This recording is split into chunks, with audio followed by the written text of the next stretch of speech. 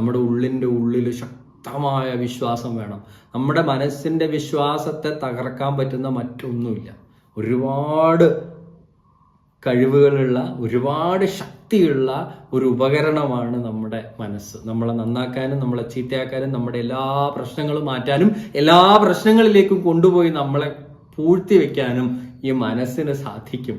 ആ മനസ്സിനെ ഭഗവാനിലേക്ക് തിരിച്ച് ഭഗവാനോടുള്ള പ്രാർത്ഥനയാക്കി മാറ്റി നമ്മുടെ എല്ലാ ക്ലേശങ്ങളും അവിടെ സമർപ്പിച്ച് അതിൽ നിന്നൊക്കെ മുക്തി നേടാൻ നമ്മളെ സഹായിക്കട്ടെ എന്നുള്ള പ്രാർത്ഥനയാണ് ഭട്ടത്തിരിപ്പാട് നമ്മുടെ മുന്നിൽ വെക്കുന്നത്.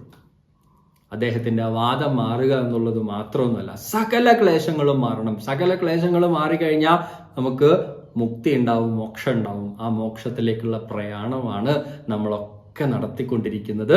ഒരു ദിവസം അവിടെ എത്തുമെന്നുള്ള കാര്യത്തിൽ യാതൊരു സംശയവും ഉണ്ടാകാൻ പാടില്ല. ഉറച്ചു വിശ്വസിച്ചുകൊണ്ട്